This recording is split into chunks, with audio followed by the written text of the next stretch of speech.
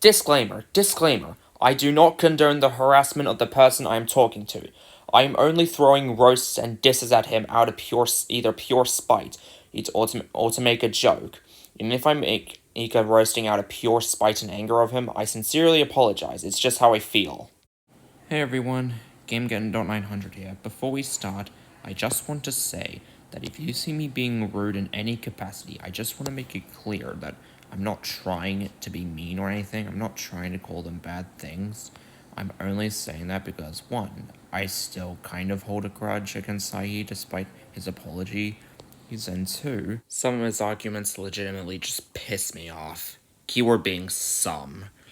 And before we start, I just want to say, even though we're covering a kids' movie, there's going to be quite a bit of mention of adult stuff.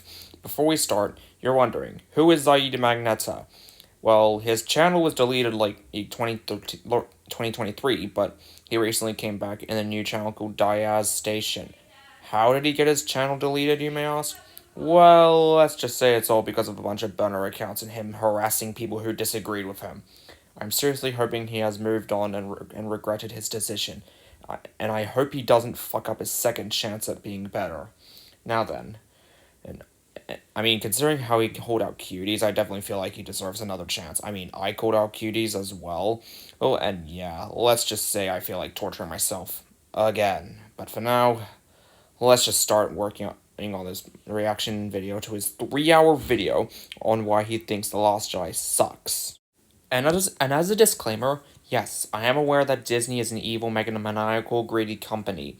I am not supporting them. I am only supporting the things that they bought. The only thing I hate about them is them themselves, simply because they're greedy scumbags who will do anything for money.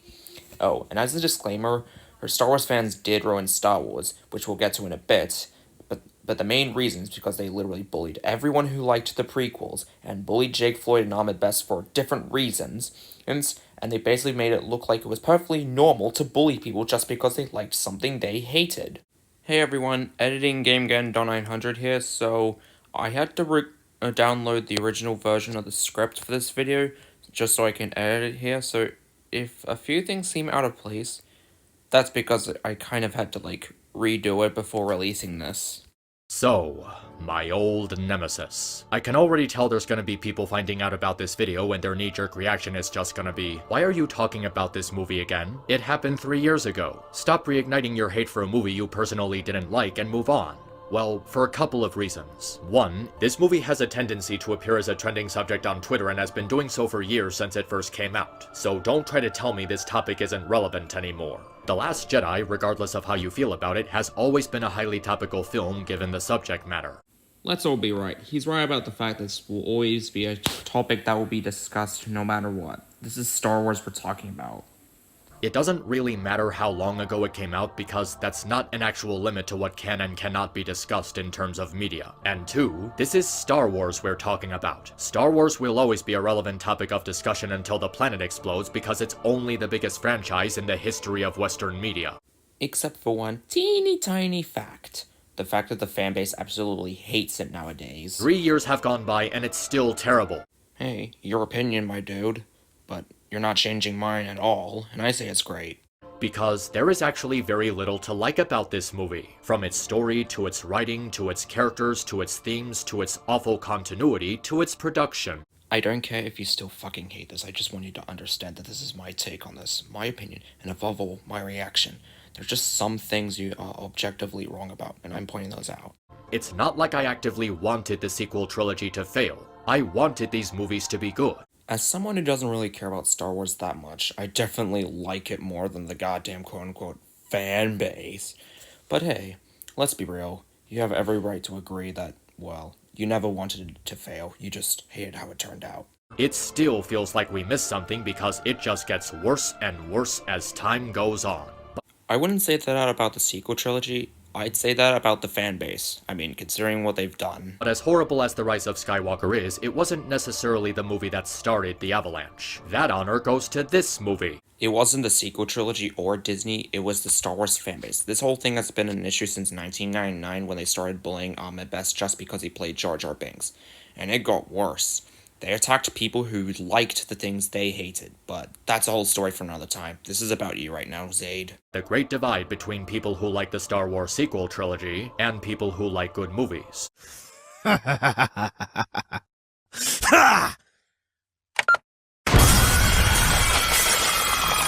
It actually caused a divide between toxic fans who hate Star Wars, toxic fans who love Star Wars, and the normal Star Wars fans with actual human intelligence and human compassion. No matter what you see and no matter what happens in this video, just try to bear with me because trust me, it gets worse.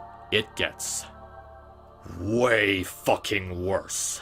If you're gonna hate on that, then fine. I wouldn't say it gets worse though, I'd say it just gets more muffled. Before about how ridiculous it is that the Order was somehow reigning when the previous film ended with them losing a shitload of resources and taking a huge defeat after the Star Killer was destroyed. But after putting more time into thinking about it, I started to realize that this isn't the problem. It's a symptom of the problem. That reminds me, why the fuck did the First Order strike back? Did they have a backup plan? Did they have spare resources? Did they have a tracking device? The actual problem is that this plot point has no build-up. You might have heard a common complaint with The Force Awakens and that the First Order just showed up out of nowhere from the ashes of the old Empire. We're just supposed to accept that this order suddenly rose to power and that the Republic was incompetent to stop it. There's no explanation for how this happened. Well, besides the fact that they were still loyal to the Empire, yeah, that's kind of the biggest problem with The Force Awakens. The purpose of the prequel trilogy was to detail what led to Palpatine's rise to power in the OT. How he took advantage of the Jedi Order's flawed ideology and exploited the Republic's weaknesses. Approved! And the first sign of trouble comes from the iconic yet infamous prank call between Poe and Hux, introducing us to the film's terrible sense of humor. Why so serious? While people really like to make the argument that comedy is subjective, the problem comes into play when you start to really break it down and put it in context. Because for a lot of reasons we're gonna go into, the comedy in this movie does not work.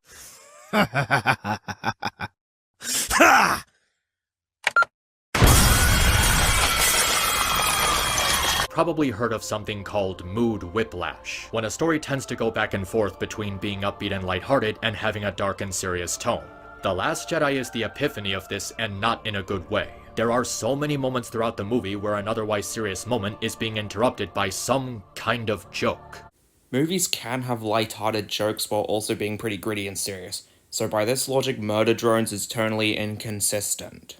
Only assume that they were going for the dramatic moments followed by jokes formula, which is something you would see in a lot of Marvel movies. But unlike the Marvel movies that are more lighthearted in nature given their source material, Star Wars is meant to be viewed more seriously. It's supposed to be a serious space opera. It's what Star Wars always was. It's also for everyone, not just adults. Kids can watch it too, you know. And see, they were trying to make this movie more lighthearted and kid-friendly compared to other Star Wars movies. Because, you know, it was bought by Disney and Disney likes pandering to kids. And that would be fine if it was more scarce with genuine build-up to the more lighthearted stuff. But that's not what The Last Jedi does. The humor never takes a second to breathe when it needs to. You probably just hate the comedy in this so much that you don't understand when it needs to breathe. No sense of balance between these two elements. The only reason you don't think there's a sense of balance is because they do the jokes a little bit too much for you. Comedic moments like Yoda's antics or Han Solo's quibs, but they're not a detriment because the balance is maintained. They're brief, more scarce, not interrupting the story, and they're also more natural to the world they're in. Additionally, these jokes help to establish and humanize the characters, giving us insight into their personalities and how they interact with each other. Now tell me, Are you telling me the sequel trilogy characters don't have personality? Because I'm not going to believe that anytime soon. But yeah, you're right. The original trilogy does give its characters personalities, and the jokes are funny. besides feeding into the sick freaks who think romanticizing abusive relationships is an okay thing to do. Isn't it really about, like, compassion, empathy, and learning to understand your enemy and what they've been through? I think the only reason you find it toxic is because they were on opposing sides. Look, this is about the importance of learning to talk, and try to understand the other person. Because, like, Kylo literally said, "Yes, I am," when Rey called him a monster. Yes, I am. And even then, I'll still take them over 50 Shades of Grey and the kissing booth. I mean, those are toxic in relationships. 50 Shades of Grey basically glorified sexual abuse in a relationship, and the kissing booth is more so on Noah being controlling. This doesn't give insight into Rey's character. Considering how she grew up on Jakku, it can basically confirm that she's never really seen a shirtless guy until Kylo shows up. Now you have a bunch of scatterbrain comedy featuring Luke drinking tit milk from a rejected Dr. Seuss alien. Considering Luke's farm origins, this is basically a reference, except here, instead of blue milk, it's green milk. Grossing you out is also the intention of the scene. It's also demonstrates how Luke is able to have nutrition on the island. Like, did you expect him to, like, thirst to death? Hux being reduced to an incompetent butt monkey. Well, at least we can agree on that front. This is the only part of the comedy in the movie that I disagree with. I don't know. He was built up to be super cool in Force Awakens, and they kind of fucked him over, and the only time it was funny was with the prank call. But at least we have the I'm the spy meme. That was funny. Rather, it is so obnoxious, so insufferable, and so aggravating that it makes you want to rip your brain out and throw it into the nearest blender. I wouldn't say that about the comedy. I'd say that about the Star Wars fandom.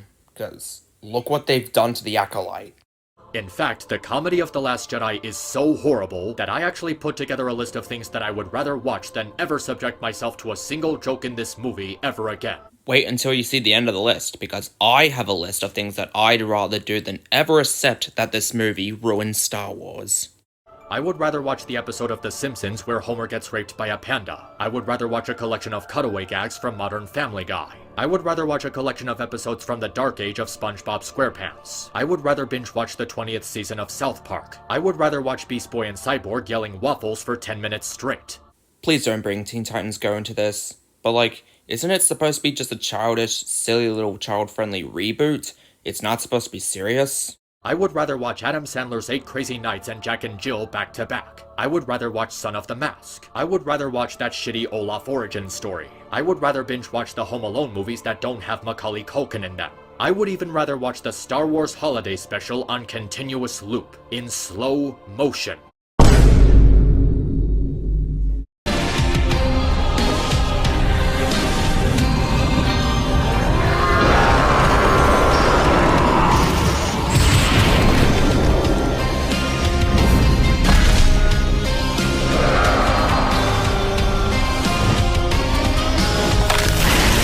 Alright, it's my turn. This is a list of things I would rather do than ever accept that it was Disney's fault for ruining Star Wars, because it was very clearly obviously the fan bases even before Disney bought it, regardless how you feel about Disney.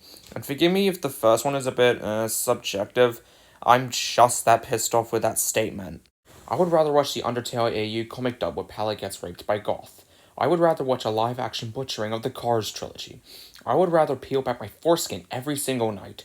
I would rather watch the live-action Lion King and Mulan back-to-back. I would rather watch the Kissing Booth trilogy and 50 Shades of Grey trilogies. I would rather eat a rotten banana. I would rather see my bed get broken permanently. I would rather watch Winnie the Pooh, Honey and Blood. And I would even rather watch the Star Wars Holiday Special. Even though the Star Wars Holiday Special is the only piece of Star Wars media I know that's legitimately trash. Your preference to watching those things over hearing a single joke of The Last Jedi are that bad, and I made a list of things that are even worse for that matter. And yeah, if I had to pick one of them, I would definitely pick the one with the kissing booth. Definitely that. Now then, forgive me for the rape one, it's that bad. Hi everyone, editing GameGeddon.900 here. So we're gonna do a bit of a skip on the video. I did say I wasn't going to cover every single second of it, because that would be a waste of my time. Plus this video would go on for like maybe 9 hours. Plus, I don't really have that much storage, so please bear with me on this. I get people disagreeing with me on this, but Finn in The Force Awakens was a good character. I keep seeing people saying that he should have been the protagonist, and I can see why they would say that. He was more developed and had a much more interesting setup than Rey. A stormtrooper who has second thoughts about the Empire and questions his allegiance, tries to run away from the war afraid of the Order's power, but through the friendships he makes along his travels, he starts to understand the weight of what's at stake. He finally works up the courage to join the war effort, stand up to his former superiors, and is willing to lay down his life fighting Kylo Ren to protect Rey. He goes through a legitimate character arc about overcoming his fears and finding the courage to stand against the enemy. And it was also a setup being given to a stormtrooper, who are normally just seen as background fodder for the good guys to beat up on. This was a pretty unique concept for Star Wars, at least for the main movies, and there was a genuine sense of effort being put into establishing his character. It made us want to see what they were going to do with him. Well, yeah, we can agree that his presence was the best part of The Force Awakens. Anyone who disagrees with me can fight me on that. And in some way, he kinda just goes through the same thing that he did last time. He starts off trying to run away from the war, and at the end, he's willing to sacrifice himself to save others. It's a blatant rehash of his character arc from the first film. Well, The Force Awakens never really specified if he was, on the Resistance entirely at the end. The Last Jedi is basically just the definitive of that. The Force Awakens, and he was just having a character arc of, what to fight he'd fought after leaving the First Order. That one was Rey, and now that he knows Rey is safe, he decides, well, time to open out. Even his conflict with Phasma is so rushed and so haphazardly added in the middle of the second act that it feels like they just did not give a shit. Finn coming face to face with Phasma was supposed to be the culmination of his character arc, his shining moment in the trilogy, and they just go through it in the blink of an eye in a really half-assed way. I mean, from what little of the fight we had, it was at least pretty impressive, so that's a good thing. Also, can we just acknowledge the fact that every time Finn has a fight, his opponent yells traitor at him? That's also pretty funny. Traitor! Traitor! A fucking waste. Much like all those so-called wokeness accusations. I remember Zam Wessel more than I do this waste of a Boba Fett clone. She had a bigger effect on the story than Phasma did. How the fuck do people act like someone who was literally in 2 movies is easily forgettable? I don't understand. As well as providing Rey with an actual dilemma to deal with, instead of just being a Mary Sue. What about survival, isolation, self-doubt, and her identity crisis?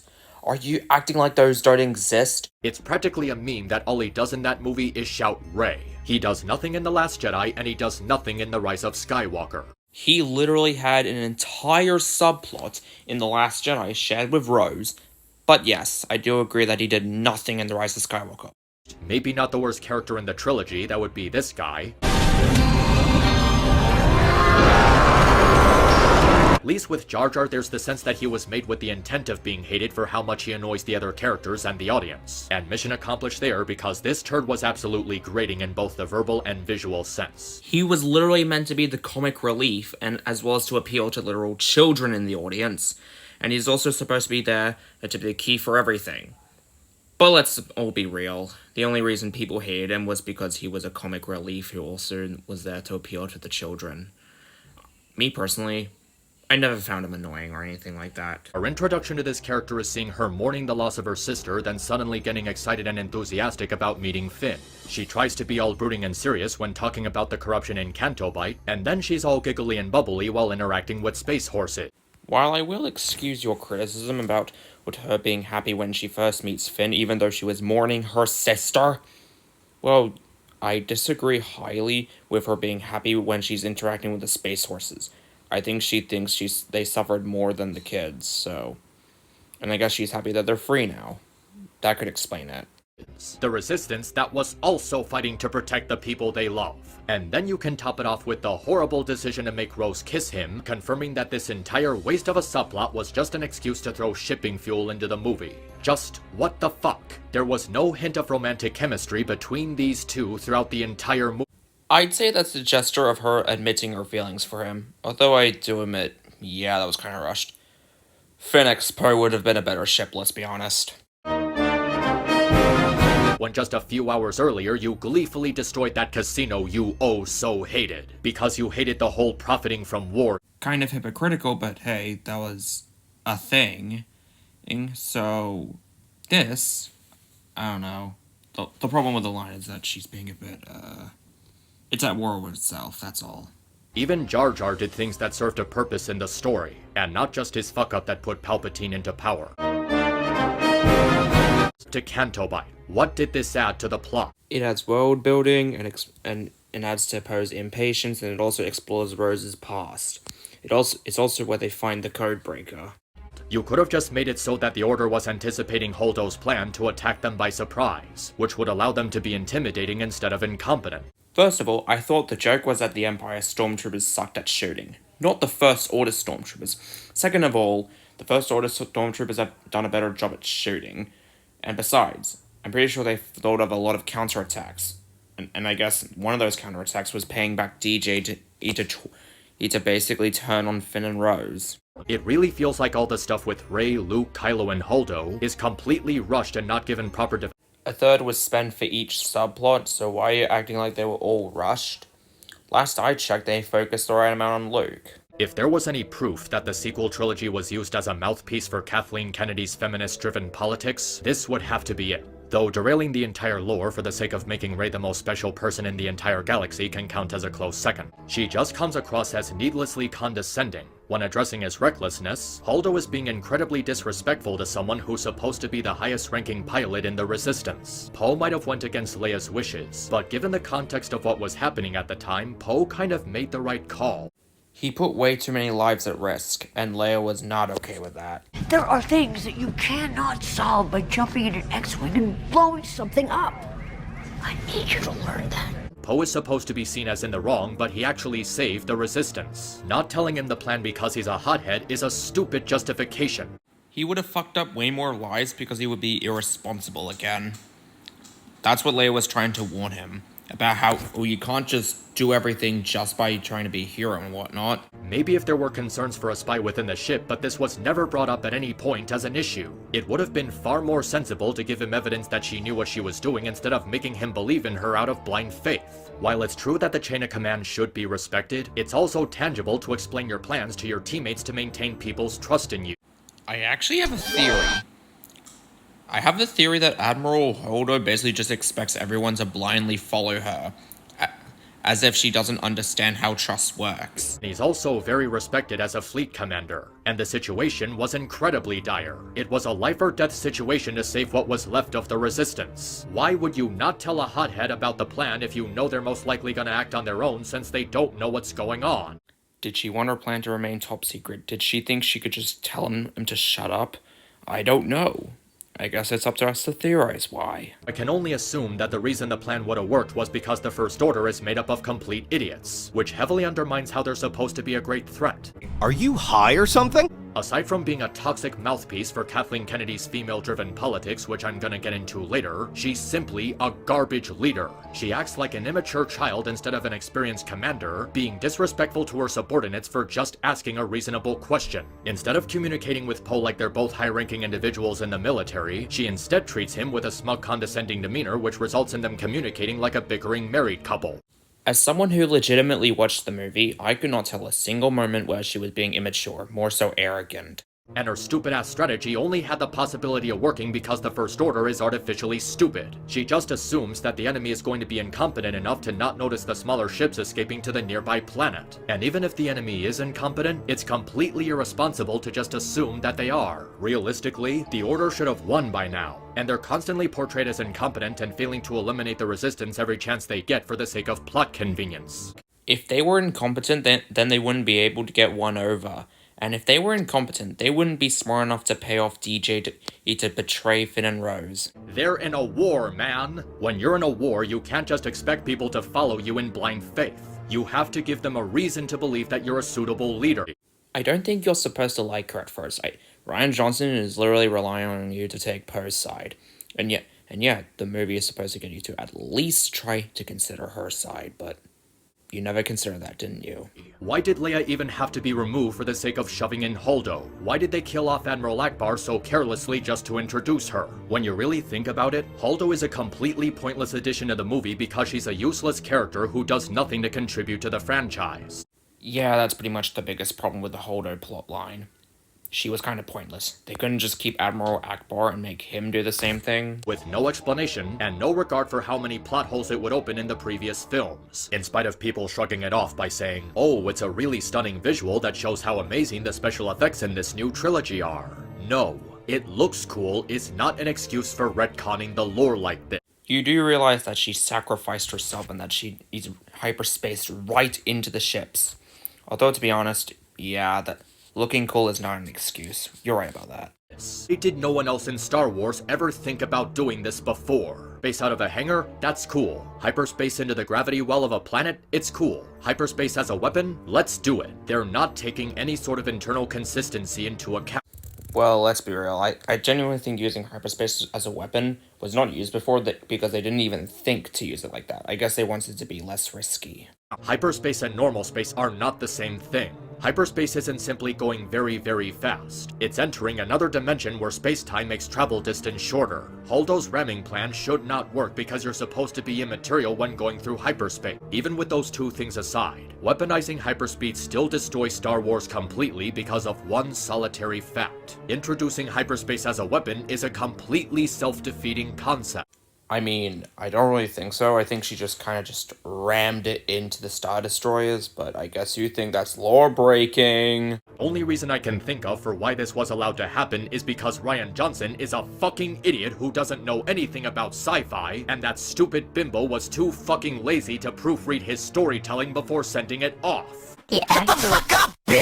Are you seriously going to act like Rian Johnson was stupid just because he added something new that could just be summed up as hyperspace ramming, sacrificing yourself and whatnot? I wouldn't call Kathleen Kennedy a bimbo. The person I'd call a bimbo is Shyamalan and stupid ass Avatar live action and remake that basically just bastardized the original. The bomb running scene. It makes no goddamn sense that the Republic or the Resistance abandoned Y-Wings in favor of these completely useless contraptions. I don't care how much explosive power those things have. They are objectively inferior. I don't have the heart to tell him. Because they completely forgot how gravity works. I just love how there are people making excuses for this abortion of a movie by saying, oh, the bombs are just magnetized. Really? Then how do they not get pulled straight into the side of the bomber ship when released? I don't know, I don't think they were magnetized. I think they were just fast enough to reach their target. There's also the bullshit with Hux not immediately destroying the Resistance because he wants to toy with them before their ultimate annihilation. That does not make sense. I can understand this coming from someone like the Joker, but not a military leader whose priority is to destroy the enemy as soon as possible. They wouldn't simply toy with their enemy, giving them time to come up with a plan for escape. If this was supposed to show his arrogance and stupid pride, it doesn't work because it actively retcons his character from The Force Awakens. In that film, Hux was a legitimately terrifying general. There was a strong veracity to his presence on screen. He was a villain that you could take seriously because his demeanor was that menacing. In this movie, he's treated like a joke. He's the butt of everyone else's antics, he's portrayed as incompetent, and his demeanor from the previous movie isn't present, and he doesn't really do anything except yell and point. It's like Rian Johnson didn't know what to do with him, so he just used him as a framework for the film's terrible comedy. And when we get to The Rise of Skywalker, I'm the spy. I still stand by agreeing with the fact that they did not know what to do with him at all. they took away all the deep philosophy behind it and just turned it into a superpower. The way the Force was described in the OT made it into something much more important than that. Even the prequels, in spite of their problems, took the time to show the intrinsic and delicate nature of the Force. So much careful thinking and wisdom went into establishing it, and it's been further expanded in things like the KOTOR games and the animated television shows. The sequel trilogy takes all of that, crumbles it into a ball, and throws it out the window in favor of portraying it as a generic Dragon Ball power scaling system, with random special abilities they just pull out of their ass. Were you right about its importance in the original and prequel trilogy? Yes. Were you right about everything else? Fuck no. When was it even established that Leia was this powerful with the Force? I'm not saying that she can't use it, but she never used it for anything drastic. I mean, considering how she gave up Jedi training from Luke, I think it's best we assume that she decided that she was better off just not using the Force. Kinda pisses me off that the fanbase at least thought this was wasted potential, but, like, she never really used the Force in the original trilogy, so...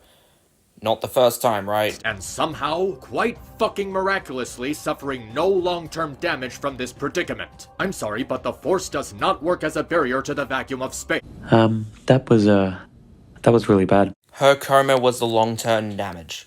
That is what the consequences of using it were. And you're saying that there was no long-term damage. It's not even a middle finger. This is taking a giant shit in the audience's mouth before pissing in their eye sockets. It's that pathetic. Then you have Luke somehow projecting himself across millions of light years in his confrontation with Kylo. Are you really that dense? If Luke was supposed to be this powerful the whole time, why in the almighty hell did he not help fight the First Order? This was the most peaceful way of him doing it. And guess what? If he got to the Salt Planet, he would have just been blasted on sight. This was also the best way he could just join the fight without having to leave the island. And guess what? It's a win-win. When he asked Rey if we were expecting him to take his lightsaber and go against the entire First Order, this is proof that he could have done that. It's not like he got weaker in his old age. Bro was absolutely broken and depressed by his mistake.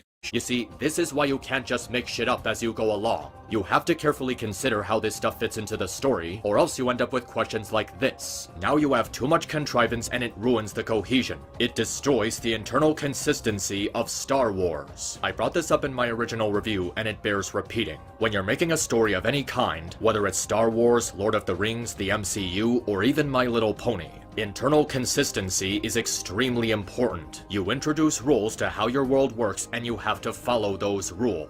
A movie can be good even if there wasn't a plan, and a movie can be bad even if there was a plan. This is basic logic, people. It also makes the OT pointless since Luke, Han, and Leia went through all that crap to defeat the Empire just for them to come back. You can even make the argument that the First Order is a completely different threat because according to The Rise of Skywalker, it was all part of Palpatine's plan and he was alive the whole time. The Empire was still absolutely toppled, and the First Order are just the remains, the ones that are still loyal. And are you suddenly saying that the original trilogy is bad now just because of the sequel trilogy? You can't just say view these movies as their own thing because they're not supposed to be seen as their own thing. It's called the sequel trilogy for a reason. They were released in cinemas as well, which explains why they're canon. It revolutionized so many storytelling tools and techniques we still use today. It's the golden example for why the "it's just a movie," or "it's just a video game," or "it's just a cartoon," or "it's a work of fiction that isn't real so it's not worth getting upset and angry over" excuse is a terrible dismissal of criticism. This is one of the many implied examples why Zaid Magneta thinks that any piece of fiction should be viewed as real, even though they're just fucking fiction, I swear to God. Also, the golden standard thing, I'd say that about episodes 5 and 6, but episodes 4... yeah. In favor of empowering women, intersectional politics, and horribly thought-out plot twists that amount to nothing but lazy shock value. It's completely disrespectful to such an important legacy. The only disrespect I saw from watching these movies is Disney's greed, because, yeah, I can never deny that they're greedy, even though I like these movies. Why did Phasma cooperate with Han and Finn to lower the Starkiller shields if her armor was blaster-proof? This is more of a Force Awakens problem, and let's be real, this is kind of my biggest problem with The Force Awakens. Was she just outnumbered? Where is the galaxy-wide rage at the First Order destroying 5 planets? Do they not give a shit that they committed mass murder? I'm pretty sure they were killed off by the First Order, that's my headcanon. Why didn't the Order immediately target Leia's cruise ship to prevent the Resistance from escaping? Kylo didn't have the balls to shoot his own mother, and someone else had to do it. And the actual question itself... I'm pretty sure they were targeting all of them. Why did Kylo just assume that he killed Luke instead of making sure he was dead? Bro toppled the entire roof onto Luke. And also, the second time, he literally kept shooting him again and again and again and again. Of course he would assume he's dead. Are you sure he's that stupid? Why did Finn and Rose not take the slave children with them, and not drop them off at a safe location before returning to the ship? You realize that by destroying the casino, you're subjecting them to more hard labor and torture, right? I'm gonna give them the benefit of the doubt and say that they came back before the events of The Rise of Skywalker, which I guess explains why the Force-sensitive children weren't even in The Rise of Skywalker. If Holdo had a gun the whole time, why did she allow Poe to continue his mutiny? Why didn't they take the gun away from her if she's more than likely to use it against you? I don't think shooting the people that are on the same alliance as you are is allowed, and I'm also pretty sure she was oblivious to the mutiny until it showed up right to her doorstep. Why is Finn suddenly able to pilot a ship when it was a main plot point in the previous film that he needed a pilot because he was inexperienced in flying a ship by himself? Did Han teach him off screen in The Force Awakens or something? When the First Order has the Resistance trapped on Crate, why didn't they call another one of those dreadnoughts to fire on them? It's not like they were in short supply. I think the Dreadnought are the big guns, plus they already knew where they were going, so... yeah. With all the talk about tracking them through lightspeed, why didn't they track the Millennium Falcon at the end of the film? I mean, you could argue that after the movie they started tracking them. And even if they didn't, we could assume that they managed to find the tracker. Why didn't Leia use her force powers to get them out of the cave? I don't think she was willing to use her force powers.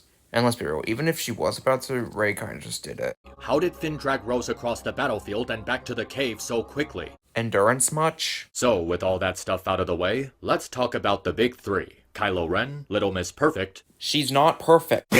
Might as well start with Kylo since it's easy to shit on emos. Now, Kylo Ren is what would happen if you took Anakin from Episode 2, extracted his whiny attitude, combined it with the essence of a potential school shooter, and place it into a vial before injecting it into Adam Driver. A petulant, overly angry, unstable, deranged, sociopathic nutcase who's prone to adolescent tantrums and psychotic tendency. As an edgy teenager myself, I am personally insulted by that, but also he was never whiny even once. He was simply emotionally unstable. Oh, and if you're still gonna die on that hill... Bite me! For the time, it seemed like an interesting direction for his character to go. Actually taking the time to develop your antagonist and making him more than a one-dimensional angsty edgelord, that's great. But then he kills Snoke and just reverts to being a cold-blooded killer for no reason. It literally comes out of nowhere. Rey literally rejected the dark side. And also, let's be real, he's emotionally unstable. And yeah, let's just say he's trying to help her move on from the past and not be so codependent.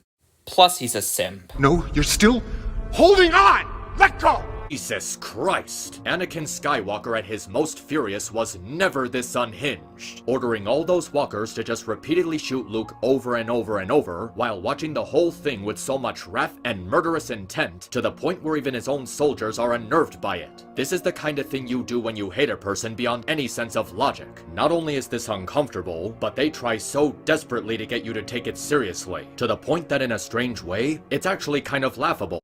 The more meme is basically one of those memes that's serious when taken into context. But let's be real, isn't him being angry at Luke for almost killing him the point?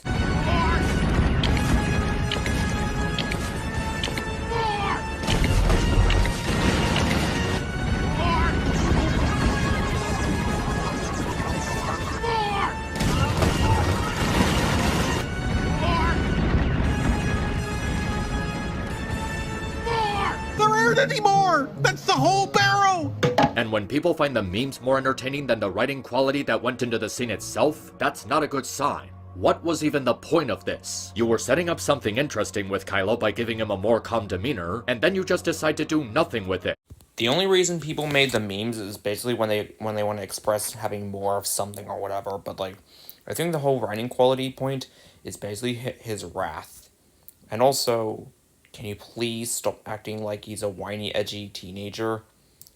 As an edgy teenager myself, I'm personally insulted. So by this logic, Uzi Dorman is a bad character. Imagine if Tony Stark was going through his arc about learning to be a more responsible person who uses his wealth to help people and not waste his life, just to go back to being a self-centered playboy. That is the kind of backwards writing that Star Wars has fallen to. I understand your attempts at humor. I simply do not find them entertaining. Why are we supposed to care about this sleazebag? Why are we supposed to find Kylo's character endearing or complex or well-written when he's none of those things? Ladies and gentlemen, we found him. The only sequel hater who actually hates Kylo Ren. Arrest him on the spot. But now he's just angry. That's it. He's angry. I have described his entire character to you. There is nothing else to say about this man. He's just Kratos without the complexities that made him an endearing anti-hero. He literally had a fascination for his grandfather, that being Vader, and then he basically starts having like regrets, especially considering how he says "yes I am" to when Rey calls him a monster, like, and he basically just actually cares about Rey to some degree, and basically is basically a bit of a simp. He's also a man of emotional turmoil, considering how people around him thought he was a monster one way or the other. Anakin Skywalker. He was born into slavery, grew up without a father, 90% of his childhood was shit. He was disrespected by everyone, manipulated by both the Jedi and the Emperor. He watched his mother die a horrible death, lost the love of his life and his best friend, separated from his children, lost everything and everyone he tried so hard to protect. And to top it all off, he had to spend the rest of his life in a robotic suit after being nearly burned to death. But the backstory is only part of it. The real complexity comes from how Anakin is written and how his character arc is developed over the course of the series. Yeah, let's be real. His complexity is the reason why Anakin is my favorite character throughout the entirety of Star Wars. Second is Kylo Ren. But I always found Anakin to have a more compelling character arc than people give him credit for.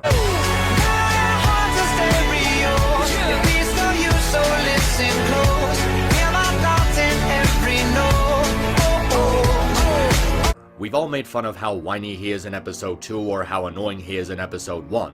He was just a friendly kid in Episode 1. Episode 2, he's basically Emotionally unstable, yeah. But when you look more into it, there's actually not a bad character arc lying beneath the cracks. His story is a cautionary tale of how a hopeful and idealistic person was twisted and manipulated by both sides of a political-military conflict, setting off a series of events that gradually transform him into the galaxy's most feared tyrant. It's done in a way where it's hard to blame him for becoming a villain, because so many of the things that contributed to his downfall were completely out of his control. One of the most notable things about Anakin in the prequels was how he was a Jedi going against the philosophies of the Jedi Order, by forming a forbidden love with Padme and developing attachments with friends and other people he wished to protect. One of the fundamental teachings of the Jedi is to not let yourself become attached to anything, because they lead into things like fear, hate, temptation, and other stuff they view as bad. It's the reason why they never made Anakin a master in spite of his hard work. They already sensed his inability to let go of things he was afraid to lose and became too attached to them. Their teachings weren't necessarily bad, but they were imperfect enough to the point that it resulted in terrible mistakes, and Anakin's fall to the dark side was one of them. For example, let's look at the scene where Yoda tries to help Anakin cope with the inevitable possibility of losing Padme. His words are indeed wise, and they can help people who are going through the grief of losing a loved one. But in Anakin's case, they don't do anything to help his situation. Anakin grew to care for something bigger than himself. He truly valued his friendship with Obi-Wan and Ahsoka. It was more than just comrades in arms. They were genuine connections he risked his life for. And Padme was someone he wanted to share his life with. Someone he loved and wanted to keep safe. He was afraid of losing her. And he's not wrong for feeling those emotions. It makes him human, something that the audience can relate to. The problem stems from how the Jedi are stuck in their hubris, and too ignorant to change their worldview. Their ideology was too rational, which prevented them from making a better future for everyone. They viewed any sort of attachment as unhealthy, and sidelining that made them vulnerable. What they failed to understand was how those attachments, things like friends, love, marriage, and family, can actually make you stronger. And denying people those attachments can end up turning someone to the dark side. And the Jedi teachings were further proven to be faulty by how Luke helped Anakin defeat Palpatine in the end.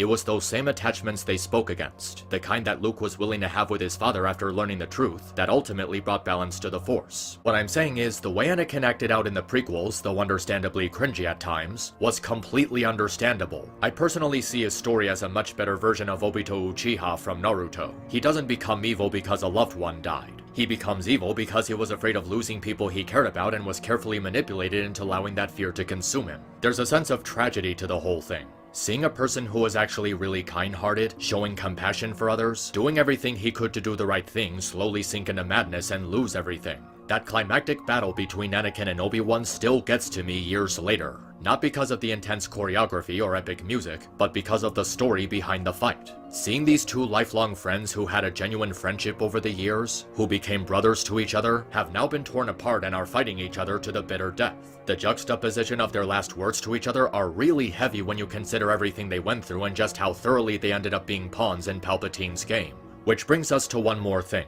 Does all this make Anakin sympathetic? Now, this is something that I've always found to be extremely debatable. He's still complacent in the deaths of billions of innocent people, and he actively slaughtered a group of children. He allowed his anger to get the better of him, which resulted in the death of his wife. And that's only if you're counting the movies. But here's the thing. Regardless if you find Anakin sympathetic, that's not what makes his character. What makes his character is the tragedy surrounding his life. When Luke confronts him throughout Episode 6, challenging him to find the goodness that's still in him, it amounts to more than just trying to give Anakin sympathy. Darth Vader tried really hard to bury his past life as Anakin to cope with all his losses, and now his son is trying to help him dig up that past life to turn things around. And it feels genuine because there was good in Anakin. Good that ended up getting twisted and manipulated into something sinister for someone else's personal gain. Anakin is a character who, whether you sympathize with him or not, is still interesting.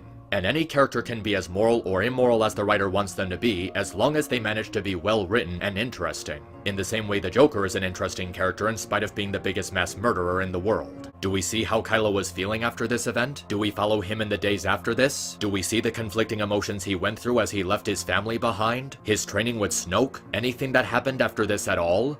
Nothing.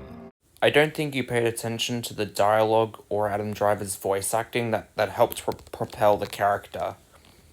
Honestly, though, if you want to see more of it, just look at the comics. I guess Disney realized they had loose ends to fill. It's sort of like the scene in the throne room where Kylo tries to get Rey to join him, telling her that she needs to let the past die or kill it if she has to. It should leave a strong impact, but because of the execution, it just feels empty. The basic idea is that you shouldn't stay mired in the past or become obsessed with it, and you have to move forward to grow and become stronger. Now, the idea itself is not bad. but the presentation is problematic. The issue comes from how the line is phrased, describing the past as something that should be killed or left to die, which is totally different from simply leaving it behind and moving forward. I think he's trying to say fuck the past in a like more family friendly wording, and he's trying to tell Rey to just give up on it entirely.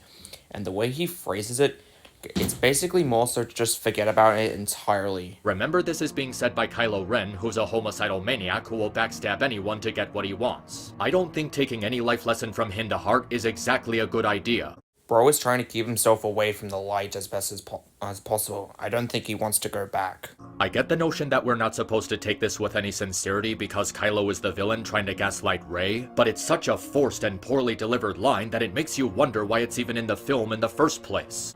I don't think we're supposed to take it seriously anyway. This is his way of saying to let the past go. I also love the irony that Disney allowed this line to slip into the film despite that they're constantly milking their past bone dry with those god-awful remakes. It's almost as ironic as them allowing that subplot about how rich people are bad as they continue to buy out every single property that's still hiding from their greedy claws. They're too rich to be stopped at this point, and they basically want people to not do what they're doing. Bottom line, Kylo Ren is simply pathetic. He tries to act cool, but he's simply just a whiny shithead. Ooh, Kylo Ren is an emo shithead because he's emotionally unstable. Ooh. Please don't take this as harassment. I'm simply just tired of him acting like Kylo Ren is just an emo shithead. Anakin as Darth Vader was reserved and cautious. He wasn't screaming in anger or charging in blind rage. He meticulously battled him with a sense of stability. Don't forget, with terrible fight choreography.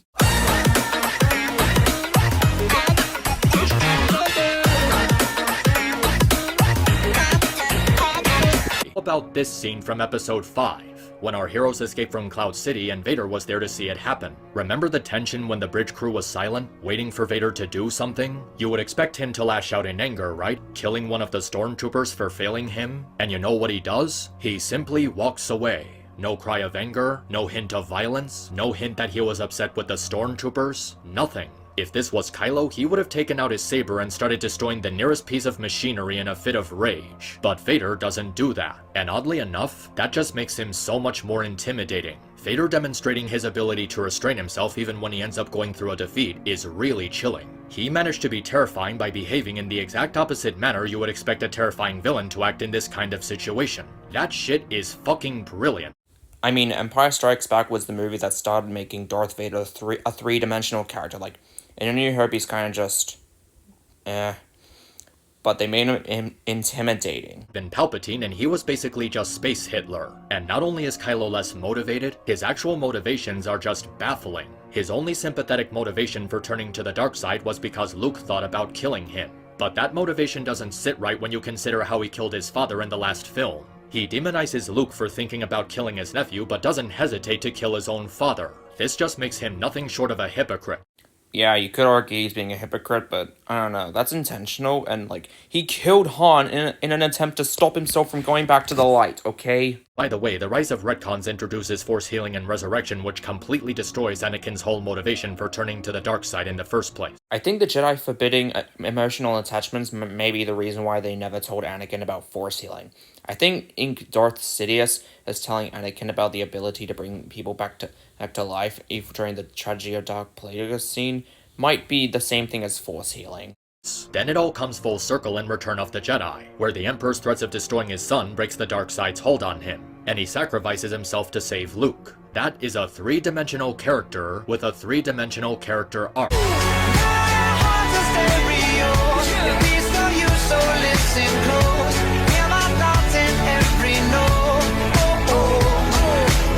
In fact, how did Mueller describe him in his Rise of Skywalker video? This character is so utterly inconsistent that he's become the personification of tangled up Christmas tree lights drenched in yogurt and acid. That's how I describe your arguments of the movie.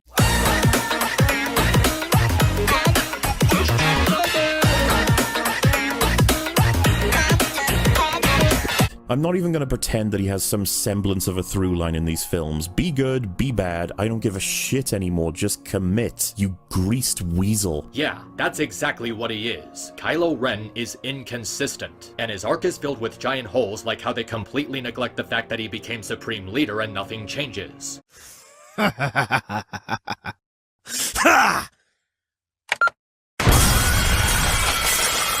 That let the past die scene is ultimately meaningless as it doesn't change his character in any way. He just goes back to being angry when Rey rejects him. I mean, the scenes where he was calm, I think that's most of the scenes in the movie.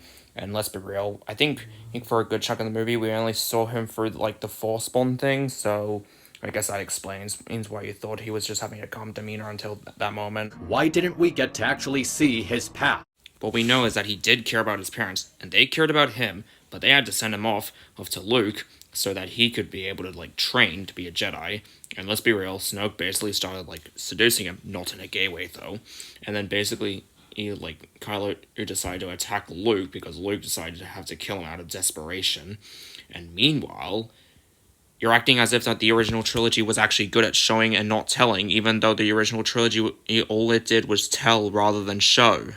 Because when you compare this guy to Darth Vader or Anakin from the prequels, Kylo Ren is fucking pathetic. He's a garbage character with no depth, he's a garbage villain with no intimidating features, and he's a garbage whoopee because he's so despicable and nasty and his personality is nothing but having an angry temper tantrum every 10 minutes, yet the sequel trilogy is begging the viewer to have pity for him.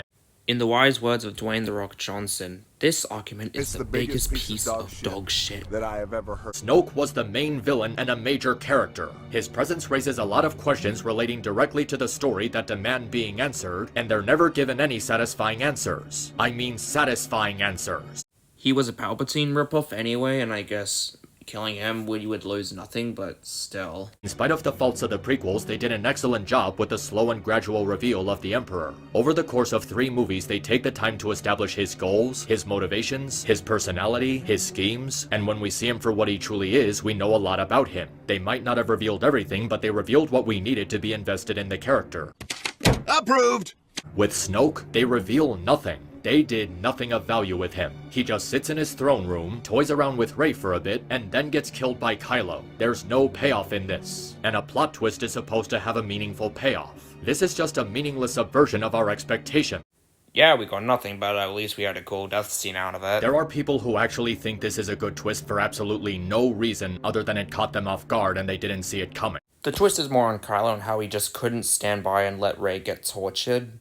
To get what I mean, let's take a look at what is considered one of the biggest plot twists in history. The reveal that Snape was protecting Harry all along, and that he was a triple agent for Dumbledore. The reason why this plot twist works is because it does everything properly. It enhances the narrative upon multiple viewings. It's gradually set up instead of coming out of nowhere. And they spent 7 books or 8 films developing Snape as a character, and his relationship with the other characters. A lot was revealed about the character to establish investment in him so the twist has a stronger impact. His actions make sense upon revisiting certain parts of the story, and it paints his character in a new positive light without contradicting anything that came before. This is a subversion of our expectations done properly, because it provides the audience with a meaningful payoff. And it makes no sense for Snoke to be killed like this. Snoke was the most powerful character up to this point. He can sense everything and directly says he can see into Kylo's mind. Why didn't he sense the saber turning to cut him in half? Why didn't he sense Kylo?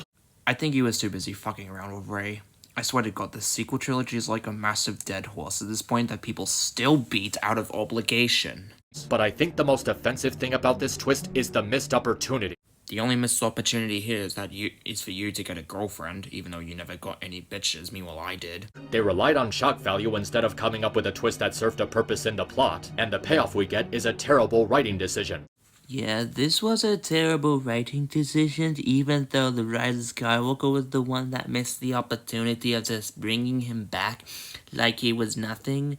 It would have been much better that way, but who fucking cares? He should have lived. Like telling us how Rey came from nothing and she's just some random character who's given all the power in the universe for no reason. For sensitivity much?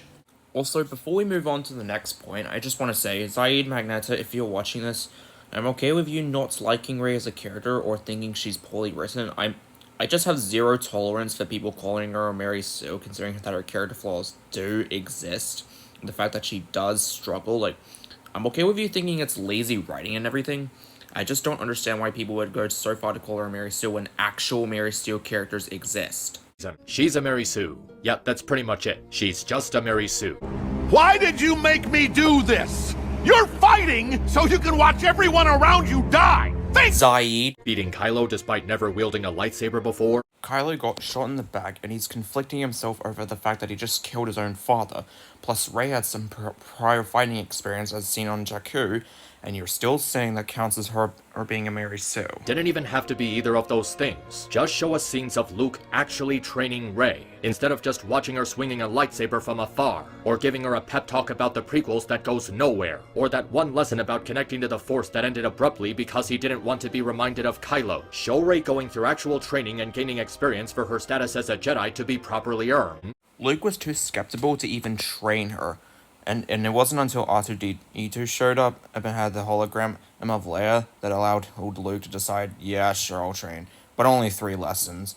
And yeah, those were the 3 lessons that were the most vital. Like, there's this one deleted scene about how he tells Rey that the galaxy will still be in need with her help and not just his. And she kind of just gets pissed off about it. But, like, let's be real here.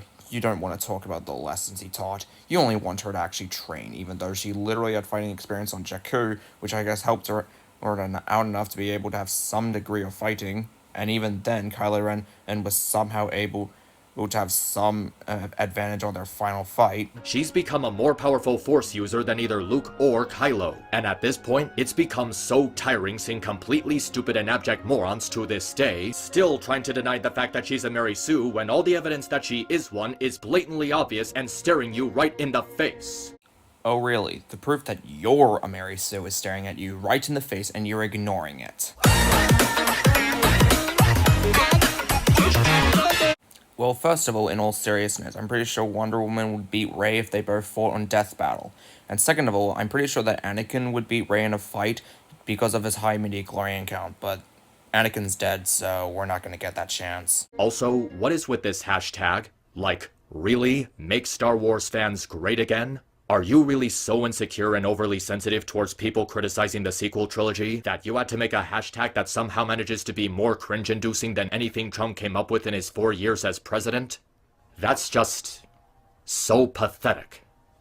You're pathetic because you can't understand that the Star Wars fans ruined Star Wars even before Disney bought the property, and they've basically been going on massive tangents, and they've basically been toxic to the people who like the sequel trilogy to the point where this hashtag was made.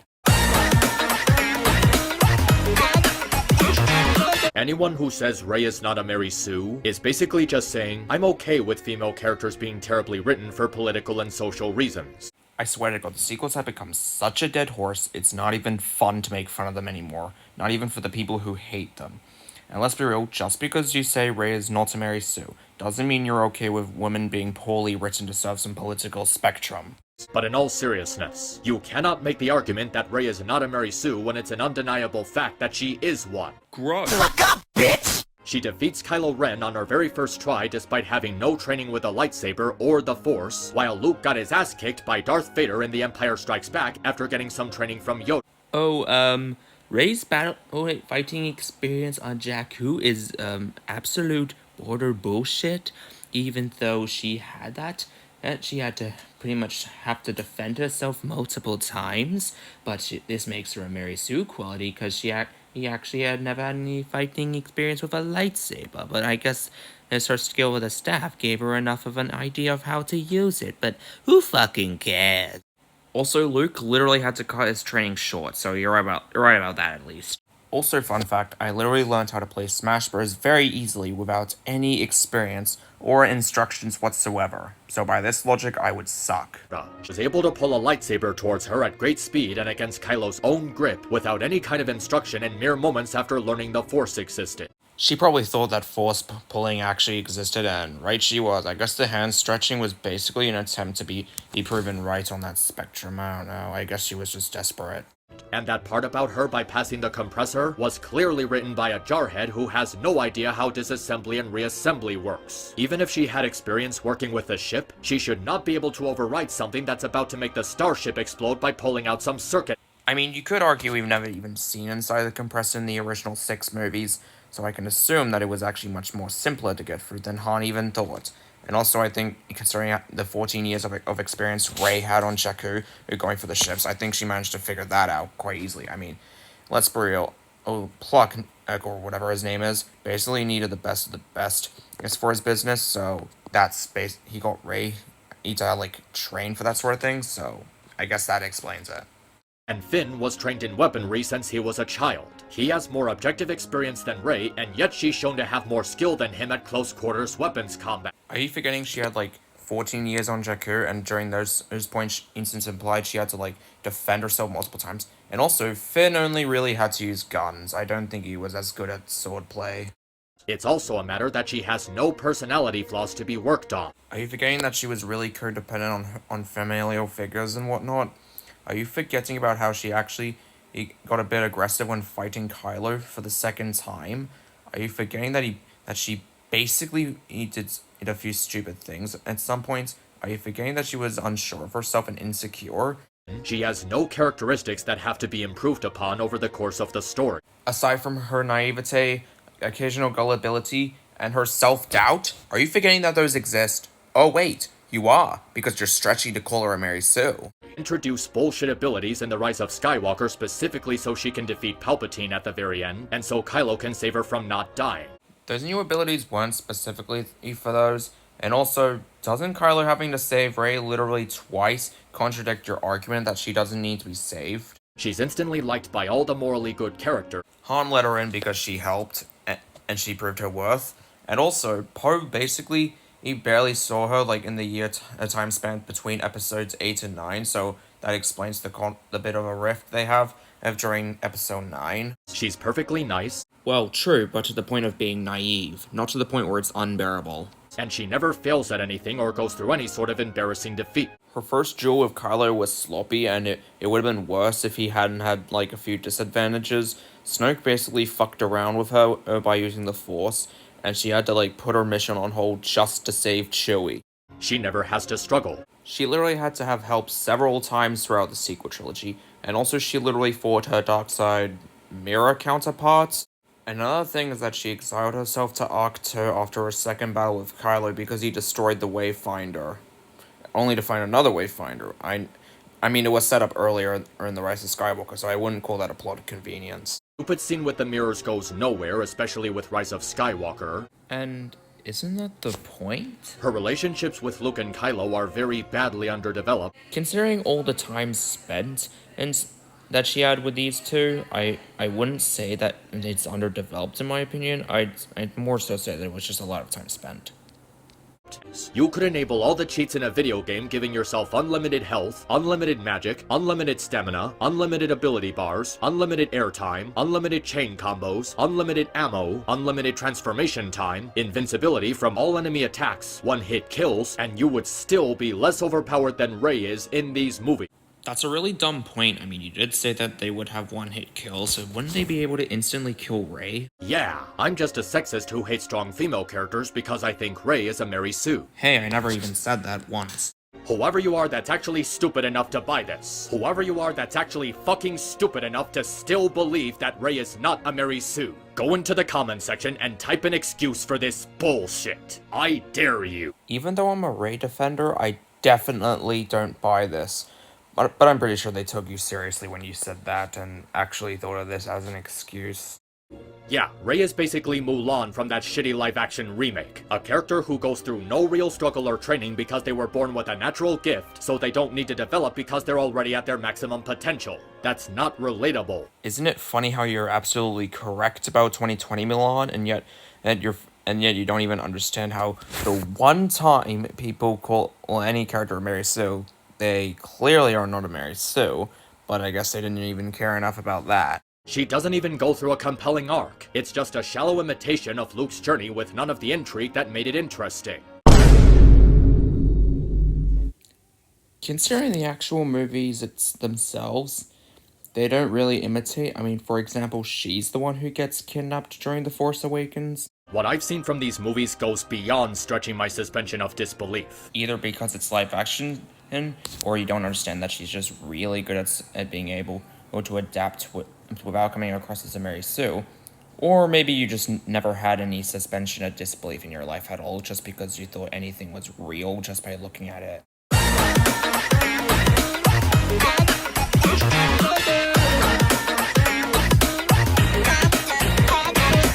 could have done was give her a backstory. An actual backstory that established Even though she was literally abandoned in order to be saved, and she spent 14 years growing up on Jakku as a scavenger, working on the Ankar plot. Is that how his name is? The problem is that she has no backstory connecting her with anything to do with the original 6 movies. Nothing. Zero, zip. Maybe because 30 years had to pass, and that's why it doesn't connect to the original 6 movies? What am I even supposed to say about Rey at this point, other than she's a Mary Sue? No, you are. Actually, you know what? Yeah, that's enough of the joke for one video. While making the other characters inferior to her. The other characters actually fucking did stuff. Finn and Han literally had to go save her.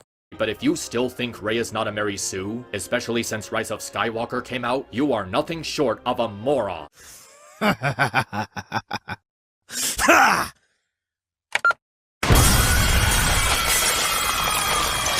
The closest she came to any sort of physical harm was being thrown into a tree, which she recovered from after 3 minutes. Hey. Snoke basically fucked around with her, which I guess isn't really a permanent damage, but still. And meanwhile, Rey he had to sacrifice herself just to kill Palpatine, and then Kylo had to save her. He had to build machines and other contraptions at work, so there's a legitimate explanation for how he won the race. And in the battle with the Trade Federation, Anakin wasn't piloting that ship on his own. He was getting help from R2-D2. If it wasn't for R2, Anakin would have been killed. Approved! Qui-Gon only helped him because he thought he was the chosen one and an asset for the Jedi to use. You're also ignoring that they had a bit of a surrogate father-son-ish relationship, so it's okay for Qui-Gon to be compassionate, but not Rey. Not to mention, he had to grow up as a slave. The same thing happened to Rey, but the difference is that Rey is a scavenger. And his ultimate victory over Palpatine was done at the cost of his life. Rey has hardly faced anything that affected her long term. Are you forgetting about the fact that she literally had spent a year hating her parents for supposedly abandoning her because she learned that they literally abandoned her? Are you forgetting about that?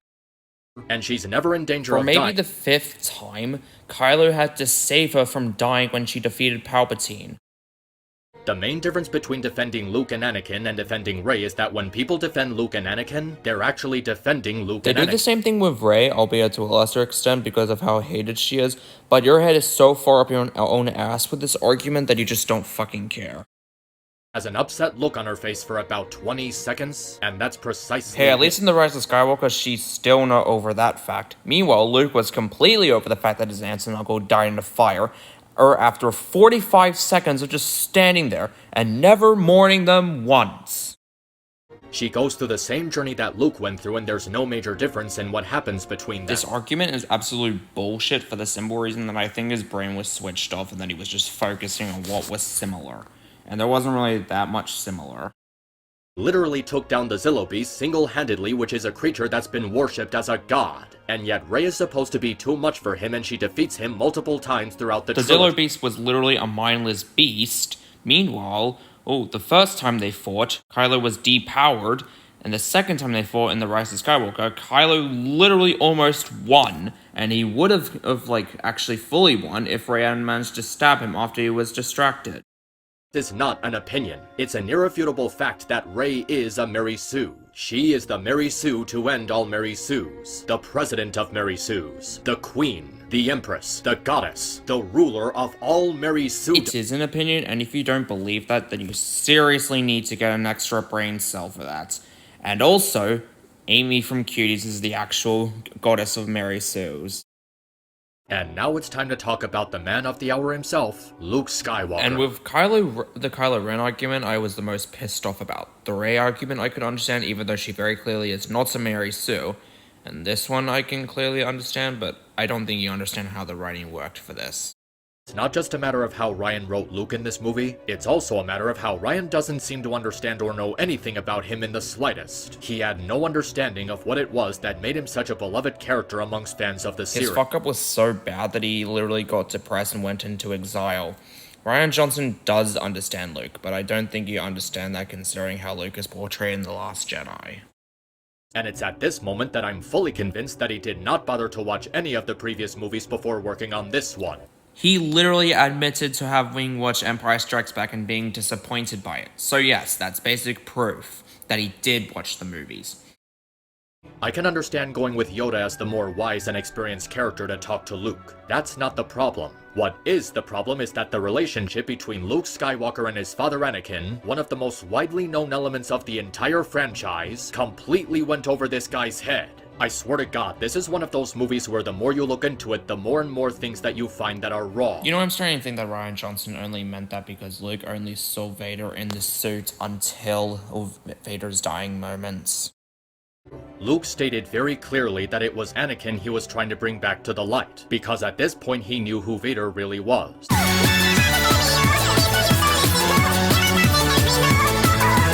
The whole point of the relationship is that Luke was the only one left to see Anakin in Vader. He didn't see Vader as his own person. He was very emotional and left heavily conflicted about it, but he was still willing to see the light in him, which is why he became the greatest Jedi of all time. He found the perfect balance between the teachings of the Jedi and drawing a connection with other people. It was a great father and son storyline. Luke didn't have a relationship with Vader because he could see through the metal suit and see the person within the suit.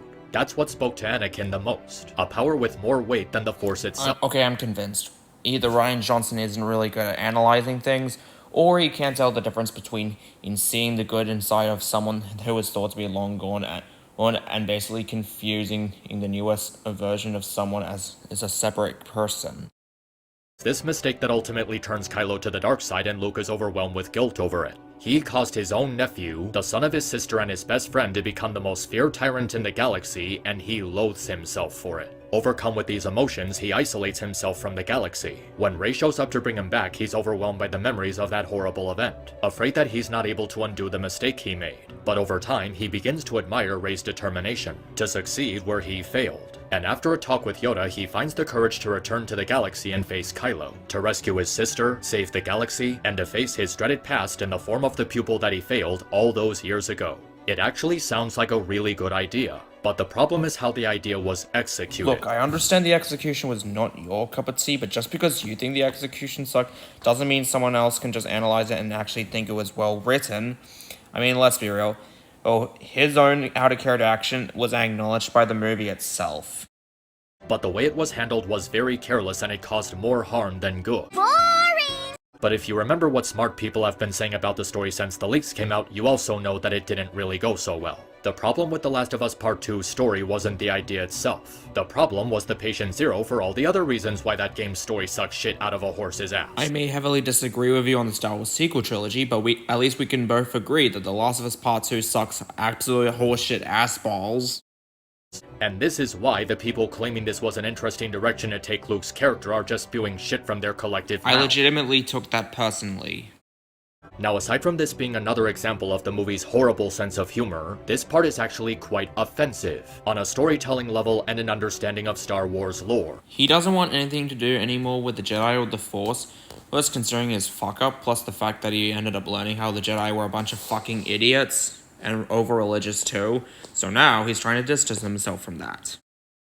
The Luke Skywalker that George Lucas created would not do that. Luke would not treat his father's lightsaber like a crumbled piece of paper, under any circumstance. He's younger, more cynical, and basically at this point has just, lost all faith in the beliefs he once had nowadays.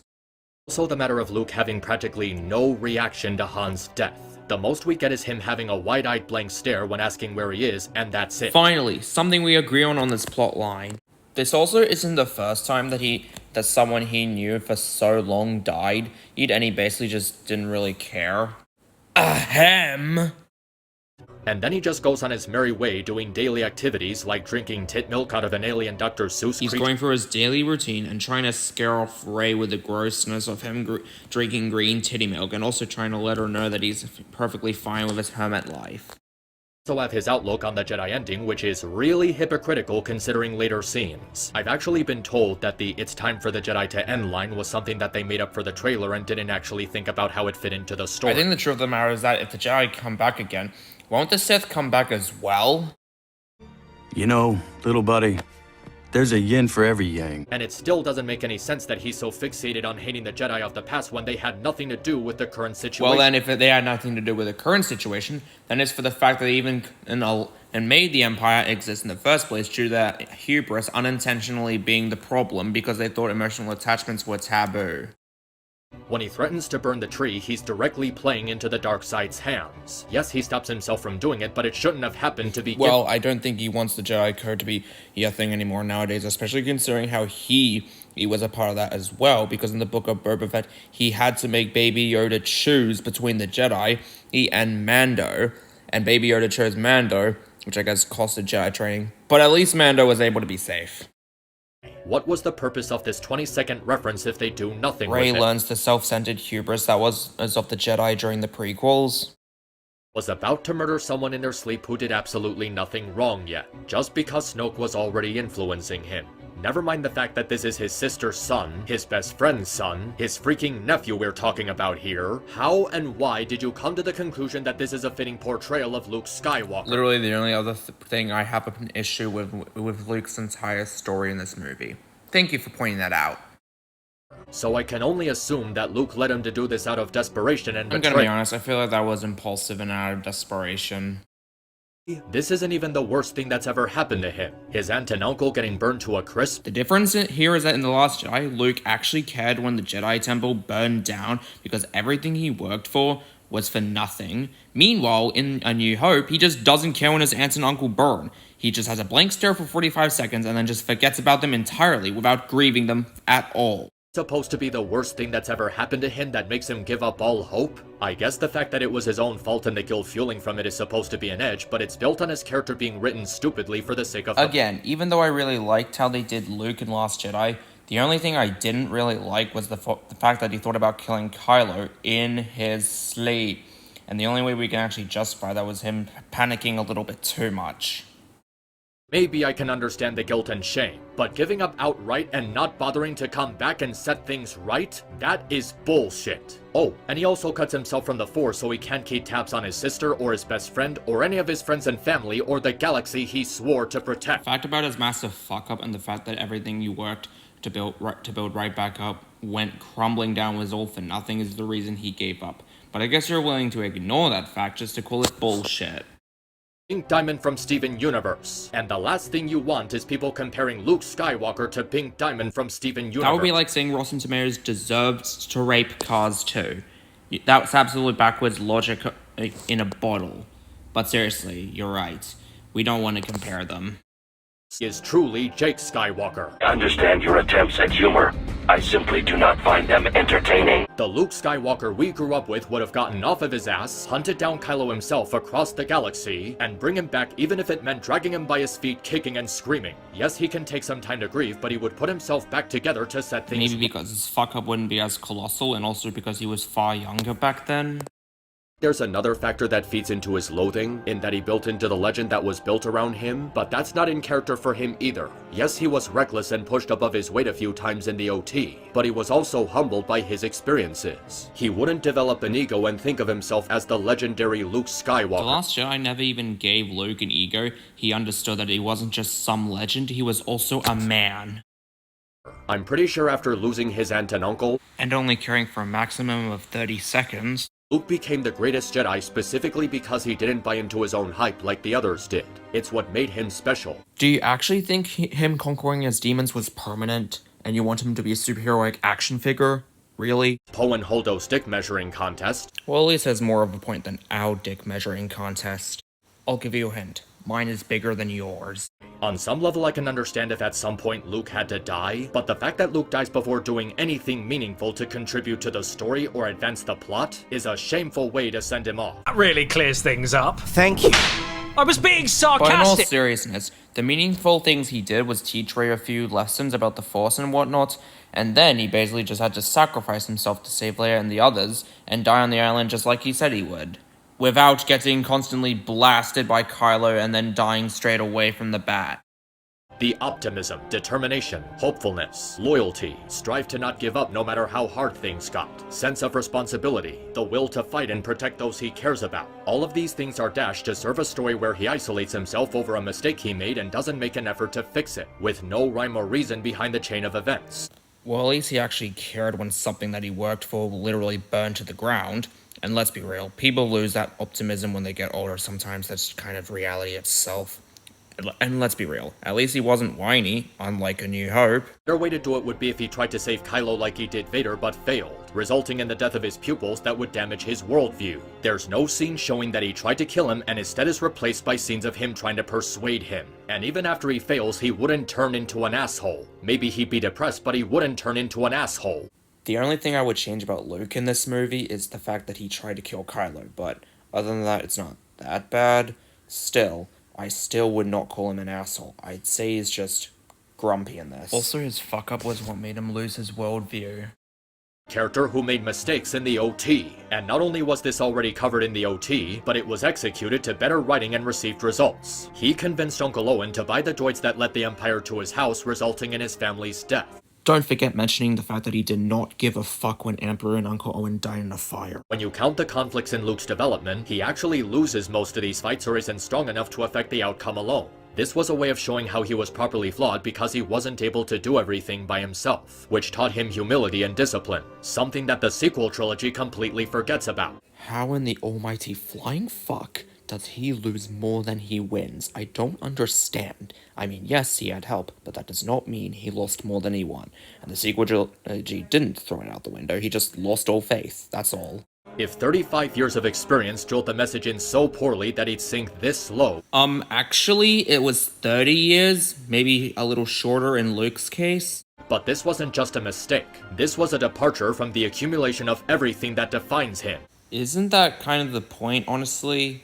Isn't that the point of the writing, of how he betrayed his own character? Rey Palpatine, who did nothing but ponder about her parents for 2 films and went to face Kylo with misplaced hope, whose character is more thin than graphene and more unfairly overpowered than Bayonetta from Smash 4, is not worthy of replacing Luke. Other than being correct about the false hope thing, this argument is absolutely bullshit. Bullshit. And throughout this entire charade, he doesn't even have a meaningful relationship with her in this movie. Oh, I don't know. Maybe because he wanted Rey to fuck off? Why didn't they give us actual scenes of the two training together and developing an authentic student and teacher relationship? Let's be real. Luke didn't even want to do this. He only did this because R2-D2 literally, he said so. And even then, he decided to just give her 3 lessons. I guess 3 lessons was enough for him. And by the way, he does end up becoming a sort of father figure to her. Well, surrogately, that is. To the point where she literally borrowed his family name. End of story. To me at the moment where anything like what happened in that movie happened here. You can't. Well, it's more so with the Rise of Skywalker, where he basically just gives her back the lightsaber when she throws it in the fire, and then basically just admits that he was wrong to go to the island, and then also gives her a pep talk. Yeah, that's kind of basically it. Closest thing I can think of to a genuine moment of connection between them is that one scene of Luke teaching Rey about the Force. But the moment is cut short just to introduce that dark hole of temptation that amounts to nothing. Well, it does amount to the fact that Rey was literally tempted and went in there out of curiosity, so that's something. When there are fan fictions with more consistent writing than this, all I'm left wondering is where did a good chunk of those $3 million go? I am personally insulted by this, not only because I am a Wattpad fanfiction writer, but also because you said fanfictions have more cohesive writing than this movie. To the point where even Mark Hamill is admitting to it. Let's be honest, I'm defending Luke in this, and even I feel bad for Mark Hamill for this. The sexism.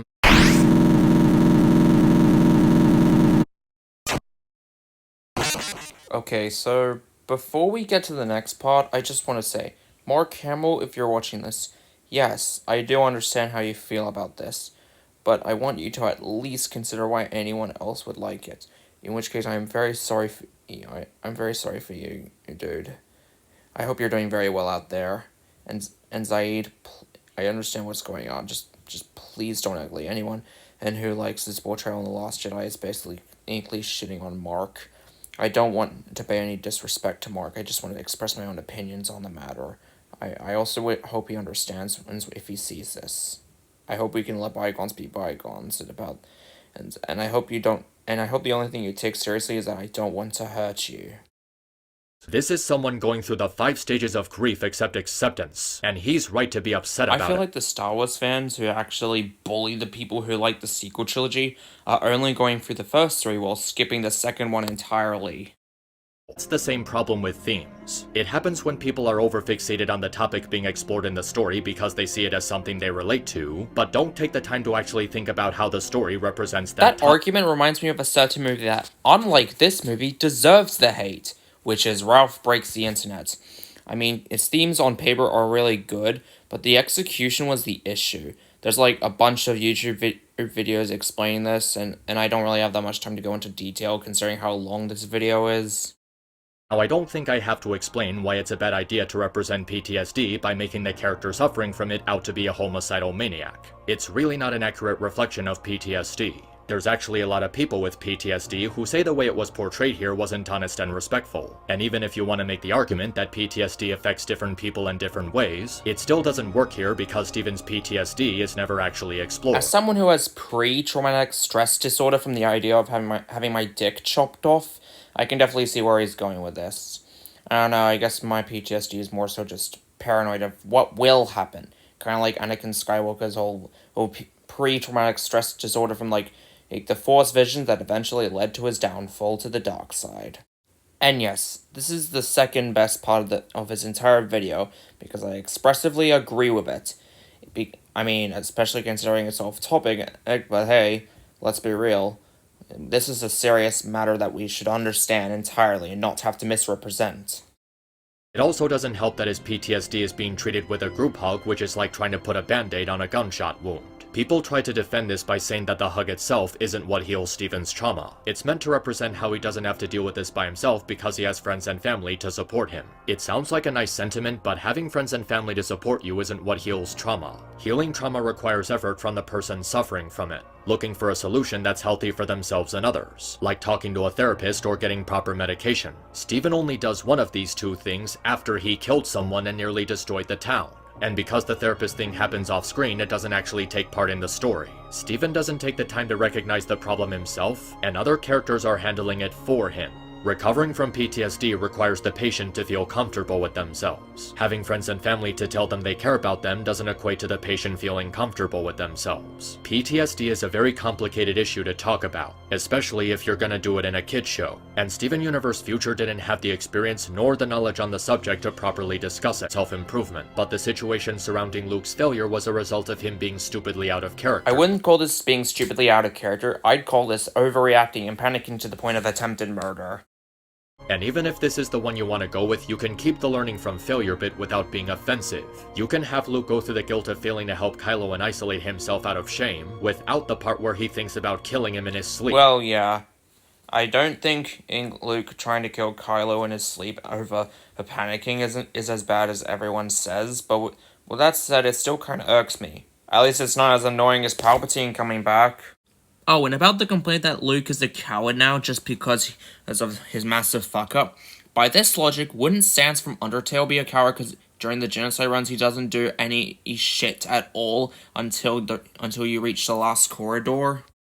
Those who don't know, I made a video last year discussing the repulsive Netflix movie Cuties, and all the ways it makes me want the virus to kill us off so a more deserving species can inhabit this planet. One common defense that people were actually stupid enough to use to justify this movie's existence was that the film doesn't actually support the exploitation of minors, and that the message of the film is supposed to be against it. The theme of the movie is about how kids in our society are being sexualized and how we need to be made aware of it, exploring how media can influence children in a negative way, how parents need to pay better attention to their kids, and a sub-theme about forging our own identities. The thing is, none of that matters because of how horrifying the movie is. Aside from having a terrible story with terrible characters, the movie is actively engaging in the very thing that it's supposed to be against. It tries to send a message about how it's bad to exploit kids, but that doesn't change the fact that the movie itself is exploiting kids in the process of sending its message. This was a very delicate topic that needed to be handled as responsibly as possible. Cuties didn't do that and accomplished the exact opposite more than anything. And then the defenders will say, oh, but we need to show them the truth and how uncomfortable it is because the message it's trying to send is important. Did I ever say that it's not an important message? No, I didn't. It is an important message, but there's a right way to do it, and this movie is not the right way to do it. The solution is very simple. If you want to raise awareness on society trying to exploit underage kids, don't make a movie with close-ups of underage kids' rear ends while directing them to dance like strippers while dressed as prostitutes. It's really not that hard. It's like Maimona Dokue was given a list of things to not do to make sure this movie wouldn't be gross and horrifying beyond human comprehension and just thought to herself, how can I fuck up every single one of these? Remember when James Cameron's Avatar came out and people obsessed over how visually stunning it was? Then a few years later they realized they forgot the movie even existed because it was actually a boring slog to sit through, and the visuals were just a distraction from how sloppily written it was? As someone who watched Avatar, yes, I gave it a 5 out of 10. I only cared when the home tree was getting burned down in the final battle.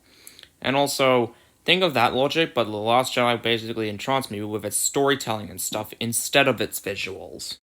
Brandon Sanders once said, "Ideas are cheap. An expert writer can write a New York Times bestseller with a terrible idea. A novice writer can write a piece of trash with the best idea in the world." Media is not about the novelty or juxtaposition of themes, no matter how poignant they may sound. It's about creating good stories, and bringing those stories to life, to get you invested in the worlds they create. It's why franchises like the original Star Wars movies and Lord of the Rings are still celebrated, even decades after their release. They created something very special, and they were created by people who care deeply about storytelling as an art form, instead of just using it as a mouthpiece for their worldview. Yeah, I do agree you have to actually care about storytelling. Even on my own Wattpad books, I actually care about the storytelling, even though I kind of just rush it in. Even if the theme is important, it needs to be communicated in a compelling manner. The work has to do something substantial with it. Otherwise, you might as well just be writing a great school play, and not a multi-billion-dollar blockbuster. Well, yes, I do agree that you need to speech it in a compelling way, such as what The Last Jedi did, in a way that you just didn't really understand. Do not use Soul as an example of good storytelling. It is actually a trash movie. Sorry about that rant. I just hate Soul, that's all. It's overrated as fuck. It's just so I boring. think you got the wrong thing. What you meant was much like the Tatooine part of the original. You know that criticism people tend to give sequels where it feels like they just made up a new story instead of continuing the story of the original? Don't bring Cars 2 into this, motherfucker. It never deserved that stupid criticism. And besides, it having a new story was kind of the point, wasn't it? It basically behaved like a little side story that also happened to be a canon sequel that was released in theaters, and people were treating it as a bad thing, to the point where Rotten Tomatoes absolutely raped it. Well, not physically, but you get my point. And he had plans for a prequel trilogy from the start. That's why The Empire Strikes Back was called Episode 5 when it first came out, and not Episode 2. Are you sure he had everything planned out? I don't think he planned out the prequels until while working on Empire Strikes Back. That's why it's called Episode 5. If he didn't always have everything planned out, this image is the ultimate proof of the fact that he didn't always plan everything out. And the First Order is just a rebrand of the old Empire. That's kind of the fucking point, because they rose from the ashes of the Empire. Hux is a terrifying general. No, he's an incompetent buffoon. No, he's actually the spy. Well, at least we can agree on that, because the only time he was ever funny was the beginning of The Last Jedi with the phone call. The Force doesn't work that way, says Han Solo. No, it's actually a superpower with no set of rules, and Force users can just do whatever the fuck they want with it. If you want a product to be successful, you would want as many people as possible to like it. This divide the audience mentality is literally self-defeating because it actively reduces the appeal of the product for the sake of taking risks. He literally wanted things to be more interesting because he was inspired by the fact that Empire Strikes Back disappointed him as a kid. And you're saying you have to have every single person possible like this movie. That would be like saying Cars 2, who is a bad movie, because a lot of people hated it. Really look at it. People were acting like it was the worst thing ever. This is basically what led to Star Wars being ruined. Not Disney, the fan base. They've been doing this ever since The Phantom Menace came out, even before Disney bought Star Wars, even going so far as to make Ahmed Best almost kill himself, and they even bullied Jake Floyd, a literal child. In comparison, The Last Jedi seriously backfired. The toy sales, the Solo movie, and Galaxy's Edge tanked horribly. Because the Star Wars fanbase was filled with idiots who have shorter tempers than their cocks. It actually feels like this movie was written by a child as opposed to a professional adult. A fan fiction writer would have come up with something better planned out and more consistent, and less filled to the brim with left-wing pandering bullshit. I still take that personally as a fan fiction writer, and also because where the fuck is the pandering bullshit? She wasn't concerned with telling a good story. She was only concerned with implementing female empowerment into the franchise because she wanted to make it more accessible for females. And what was her plan for accomplishing this? By downplaying the male characters, of course. She has worked on successful movies where the main characters were male, but you're only saying she's sexist because of the sequel trilogy and how much you hate it. It's not only bad, but it's also extremely sexist. I can excuse you thinking the movie is bad, even though I genuinely think Rey being a Mary Sue, Kylo Ren being an emo shithead with motivation and only personality being angry, Luke Skywalker being a coward, and an inconsistent tone are absolute bullshit criticisms that people just made up because they couldn't understand them. But to go as far as to say the movie is sexist, that's absolute BS stretching. The men actually do something in this movie, but you're just regarding it as sexism. Also had a flaw. Her stubborn need to be in charge, which she learned to grow out of through her relationship with Han and Luke. No, she doesn't. She doesn't have any actual character flaws that need to be improved. As someone who actually watched the original trilogy, I never had any one hint about the fact that this is actually real. Oh, she always is in charge, and it wasn't too stubborn. She never even grew out of it as well. Oh, she even took charge of her own mission. She's already really good at leading and stuff. Doesn't that kind of contradict your argument? Remember Holdo's refusal to explain her escape plan to Poe? This was done in The Empire Strikes Back, except in a way that makes Leia a more competent leader. During the assault on Hoth, she explains to a group of pilots how to facilitate their escape route, and when one of the pilots asks for clarification, she willingly provides the information to him. There's no hint of distrust amongst the pilots because she's cooperative and knows how to communicate during these types of situations, because she understands that in order to save lives, she has to be forthcoming as a matter of principle. Because she had like several years of leading experience, and everyone who was on the good guys immediately liked her the minute he made eye contact with her, as if she was so great. Doesn't that kind of contradict your argument a little bit? But then again, I guess the trust sort of thing actually helped a bit with your argument. So there we go. People tend to say George Lucas destroyed his own creation with the prequel. He never did. It was the fan base because they absolutely tore apart anyone who liked them. If your story ends up being horrible, then people aren't going to care about the representation you put in it. You can't just say, I put a female, black, Asian, homosexual, transgender, non-binary, Hispanic, Indian, or fat character in here to represent their people, therefore people should like it. The Last of Us Part 2 had representation in it, and that game was desperately trying to make you feel sorry for the homicidal pregnant woman throat slitter.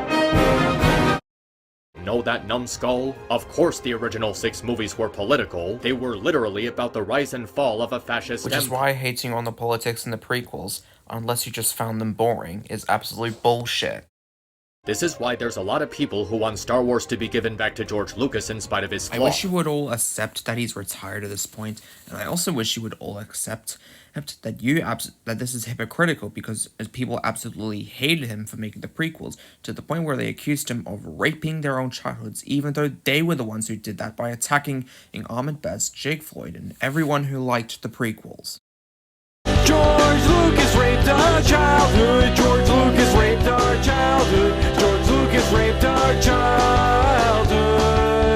It only thinks of Star Wars as a cash cow, and they're hell-bent on milking it for all it's worth to satisfy their unsatisfiable greed. And in general, it's become very tiring to see Disney like this. Disney is not Disney anymore. Yes, you can make the argument that they're still making good movies, but just the name Disney leaves a bitter taste in my mouth these days. Regardless how you feel about these movies, and Disney Marvel, at least we can all agree that Disney are a bunch of egomaniacal megalomaniac corporate greed bags. Now it represents the face of a company that will stop at nothing until it buys out everything, everywhere, trying to take over the world of media one step at a time. And the most egregious example of how greedy they've become can be summed up with one word: nostalgia. You know what? I'm convinced. They're just exploiting the nostalgia so they can get the big bucks. They practically know they're mostly creatively bankrupt at this point, and are now on a never-ending kick of recycling stuff they've already done, hoping there's enough people who are actually desperate and stupid enough to pay money to see a watered-down version of something they grew up with as a kid, because they're nothing but slaves to their nostalgia. Between throwing Johnny Depp under the bus after the shit Amber Heard put him through, the way they fucked over that kid who was a big fan of Spider-Man as he was dying from a terminal illness, swindling Star Wars Theory for all the hard work he put into his Vader project, and actually sending a literal thank you to concentration camps in China, I legitimately do not want a Disney Plus subscription in my possession. If you want more information on this and other stuff that's very wrong with Disney, I highly recommend this video by Just Stop, as he goes into far more detail about this than I have time to. That's the thing. I don't hate them because they bought Star Wars or Marvel. I only hate them because they're a bunch of greedy scumbags who will throw moral ambiguity and moral goodness under the bus just so they can have money. Bottom line, The Last Jedi is not a masterpiece. It's not the best Star Wars movie. It's not one of the best Star Wars movies. It's not the best Star Wars movie since The Empire Strikes Back. It's actually the best Star Wars movie since Revenge of the Peak. It's not great. I do not agree, at all. It's not overhated because every single piece of negative criticism it's received is completely deserved for how incompetently it was written, directed, and produced. There's only one thing to do now, to deliver justice.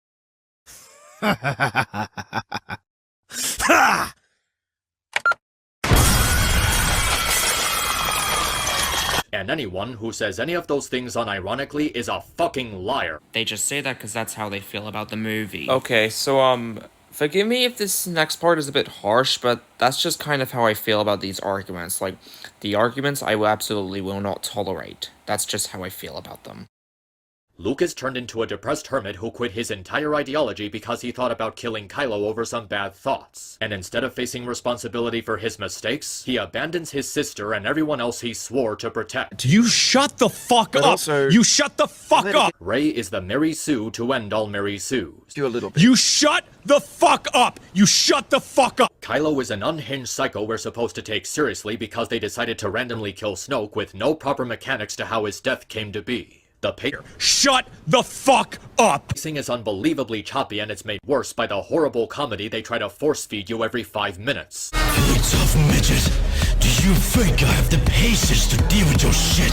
Get out of my way! Irrefutable proof that Disney buying Lucasfilm was a mistake on every single level. And what makes it so painful is that it didn't have to be this way. I think the only real mistake was Disney being greedy, money-hungry scumbags. All they had to do was take a moment to stop and think, to come up with a plan. I mean, you're right about the fact that they didn't have a plan.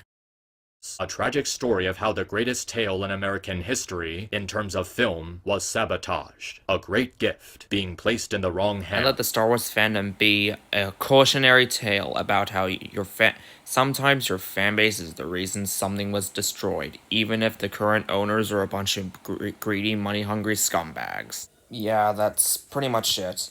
That's not the entire video, but still, that was just way too much to do in one video, so kind of had to cut it down quite a bit.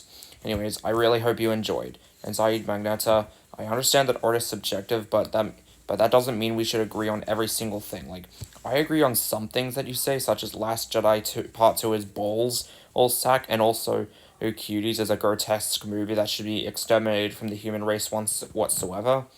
And now, Zaid, please don't fuck up your second chance at a YouTube channel. I'm seriously begging you. Anyways, that's pretty much it. I hope you enjoyed the video, and I hope you at least gained something from this, such as the fact that it's the Star Wars fans' fault.